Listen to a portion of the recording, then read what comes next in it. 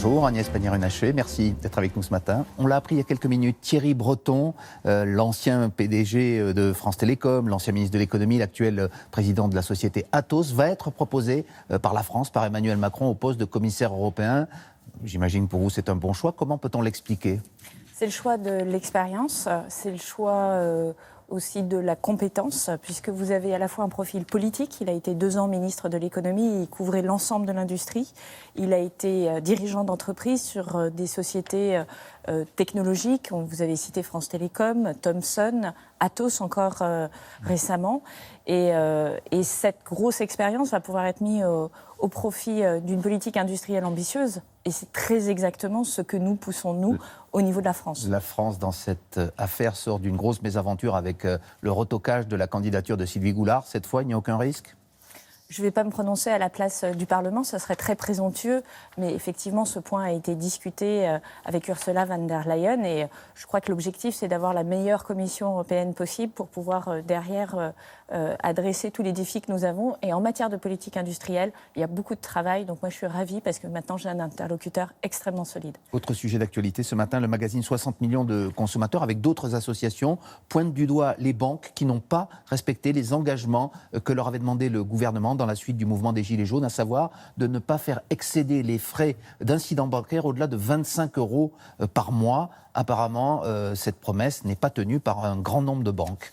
Comment réagissez-vous ? Alors, d'abord, selon nos chiffres, elle est tenue pour près d'1 million de Français, ce qui fait quand même un nombre considérable. Vous savez que vous avez 3,4 millions de Français qui sont en situation de fragilité financière. Donc il en reste 2,5 millions qui ont des problèmes. Ils sont en dessous des 25 €, c'est-à-dire qu'il y en a 1 million qui ont été plafonnés, qui ont pu bénéficier de ce dispositif. Ça ne veut pas dire qu'il faut ne pas être extrêmement vigilant. Je rappelle que 60 millions de consommateurs dépendent de l'INC, que l'INC c'est un établissement public de Bercy. Ça veut dire donc que vous allez agir ? On va évidemment continuer les contrôles avec la CPR et la Banque de France et nous ferons un point en fin d'année, un bilan. Et il est clair que notre enjeu, c'est de faire respecter ce plafonnement. C'est-à-dire en incitant les banques, voire en les sanctionnant si elles ne respectent pas l'engagement ? Eh bien, elles se sont engagées, la CPR contrôle, donc évidemment, il y aura des suites si ce n'est pas respecté. Le Brexit, il va avoir lieu, on ne sait pas quand. Ça devait être le 31 octobre, mais le délai peut encore être repoussé. Mais il aura lieu, ça c'est certain. Encore que. Est-ce que les entreprises françaises sont prêtes aujourd'hui, Madame Pannier-Runacher ? Moi, j'observe qu'on a fait, nous, une enquête auprès de milliers d'entreprises. Et une entreprise sur 2 nous dit ne pas avoir travaillé sur les conséquences du Brexit. Une sur 2 alors qu'on est à 10 jours d'une échéance. Dans les PME, alors qu'on est à 10 jours d'une possible échéance. Je peux comprendre, ça leur paraît très abstrait. Simplement, aujourd'hui, lorsqu'on est dirigeant d'entreprise, il n'est pas responsable de ne pas se préparer. Alors c'est très simple, brexit.gouv.fr, il y a un autodiagnostic, ne serait-ce que faire ces 10 minutes de questionnaire pour savoir quels sont les problèmes auxquels on doit faire face quand on est une entreprise en fonction de son activité. Lorsqu'il y aura le Brexit, c'est du temps précieux de gagner. Et comme vous le dites très bien, un Brexit, il y en aura un. On ne sait pas exactement quand, mais autant s'y préparer le plus tôt possible. Mais vous savez ce que vous répond le représentant des PME notamment, c'est que les entreprises n'ont pas les moyens ou pas le temps de consacrer une personne juste à cet emploi, à savoir préparer le Brexit. Ce sont des coûts, c'est aussi une force de travail qu'elles n'ont pas toujours.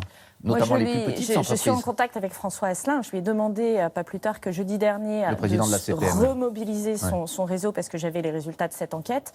Et je ne peux pas me satisfaire de cette réponse. J'en suis désolée.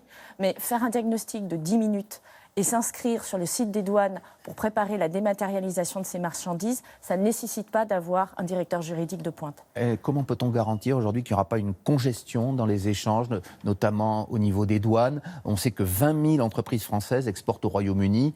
On rentre dans un no man's land. Est-ce que vous êtes, vous, par exemple, au niveau du gouvernement, prêt à ce genre d'échéance ? Nous, on est extrêmement mobilisés. On a recruté plus de 600 douaniers pour faire face à cette échéance. On a recruté également des vétérinaires. On a préparé des zones pour le dédouanement. Mais aujourd'hui, il faut que les entreprises se mobilisent. Ce n'est pas nous qui allons pouvoir faire les formalités de douane à leur place. Vous pouvez les accompagner. Nous avons mis en place une frontière dématérialisée. Nous sommes là pour les accompagner. Il y a un numéro vert, il y a une hotline, il y a un mail si elles veulent poser des questions. Donc tout est ouvert. incitez. Donc il faut qu'elles y aillent. Et celles qui seront préparées pourront passer beaucoup plus vite la frontière. Celles qui malheureusement ne l'auront pas faite devront attendre pour le dédouanement des marchandises. On parle, et c'est un sujet européen aussi, des agriculteurs qui ont manifesté en masse ces derniers jours, qui vont remettre cela dans les prochains jours, et qui expriment leur détresse notamment à cause du prix de leurs produits qu'ils vendent à la grande distribution. Et vous, au gouvernement, vous avez un grand distributeur dans le collimateur, si j'ose dire, c'est Michel-Édouard Leclerc, auquel vous avez infligé une amende record de 117 millions d'euros parce qu'il pratique, selon vous, des pratiques d'achat irrégulières, notamment via une centrale d'achat en Belgique. Or, cette amende de 117 millions d'euros, il vous a répondu hier qu'il n'allait pas la payer. Que lui répondez-vous à votre tour? Je lui réponds que c'est le juge qui tranchera et que j'observe que sur les 6 dernières affaires que nous avons transmises au juge, il a dû payer les amendes. Donc je crois qu'aujourd'hui, ce que nous avons besoin, c'est qu'il respecte la loi, que le groupe Leclerc, comme les autres groupes, ce n'est pas spécifique, respecte la loi. Le sujet aujourd'hui, c'est qu'on a des distributeurs qui mettent une pression très forte sur les producteurs et sur les industriels et que ça crée un problème de pouvoir d'achat pour les agriculteurs. Donc moi, ma seule ligne, le respect de la loi. Mais en expliquant pour leur part que ça donne aussi du pouvoir d'achat à l'ensemble des consommateurs, que ces pratiques d'achat leur permettent de vendre des produits au meilleur prix. Ne soyons pas naïfs. Monsieur Leclerc cherche surtout à augmenter ses parts de marché et à augmenter sa marge. Je crois qu'il l'a d'ailleurs très bien exprimé en expliquant qu'il avait d'excellents résultats.